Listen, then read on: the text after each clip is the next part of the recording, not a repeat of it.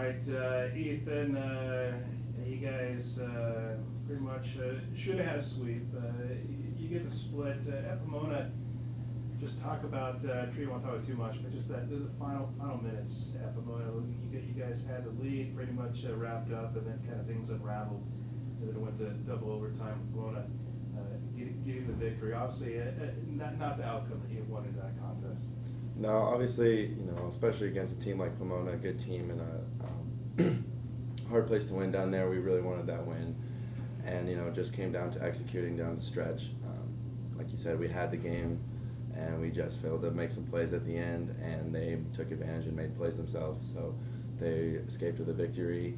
And we lost. How important was it?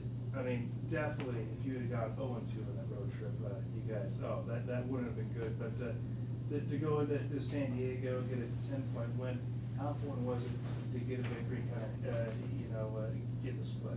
It was huge, especially this year in conference. Anyone can beat anyone, so all the wins you can get, especially on the road, help. But it was good for us. We weren't even thinking about what would happen if we did lose. We were just on to the next game. And I think it was a good test for us coming off a double overtime game. We were pretty tired, pretty wiped out, and to rally and tough through that and get a solid victory like that means a lot for us. All right, so begin the second half of the conference season, 500 in conference play. Obviously, you want to be up there in the conference standings, but hey, this is the second half, 500, definitely a new season for the Jacks. Yeah, like you said, this is the start of the second round of conference. We're going to play everyone again, so we know what to expect now. We know how everyone plays, and it's nice to start the second half at home. First half we started down in San Francisco and Sonoma, so to get things started and get some payback against those guys at home is going to be big for us. Yeah, what do you remember out of Sonoma? Obviously, a loss at their place. You want to earn that revenge, but what do you remember facing them the first time this year? Sonoma's a well-coached team. They're very disciplined. They run their sets very well, and it just comes down to us, knowing our scout and just wanting it more. Obviously at home, we love playing at home in front of these fans, and we want to give them their money's worth. So we're going to get a big win. And you feel like, not to harp on Pomona, but that hiccup that you had, to kind of get past that, but the kind of like, especially with the leadership team, we're not going to let that, happen again. If we have a lead, especially down the stretch, we're going to keep that lead. Oh, definitely. That's the one thing we talked about was, like I said, executing down the stretch, and that's what we worked on it last week too in practice.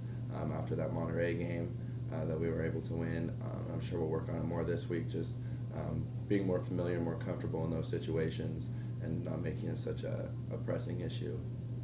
You got the rivalry with Chico, that win against them, but Sonoma, San Francisco this week, two teams that kind of got the conference season in the first part underway, both with losses.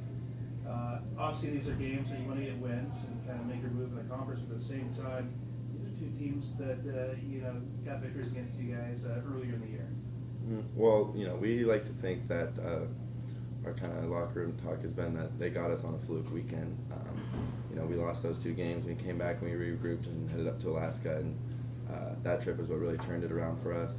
And we feel like we're a completely new team that they're going to see this weekend, a more cohesive team, a more energized team. So I'm very excited about that aspect. Friday was a very emotionally draining day for you guys, I'm sure. But you guys were able to come back on Saturday and bounce back. Learning the stuff you learned from that, being able to come back to that, how can you apply that later in the season? Losing a tough game, double overtime game like that, obviously there's no such thing as moral victories, but being in that type of situation and learning the importance of executing down the stretch is only going to help us as we go into the deeper parts of the season and the playoffs. All right, second go around with conference. How do you expect things to be different this time? What have you learned from the first time around?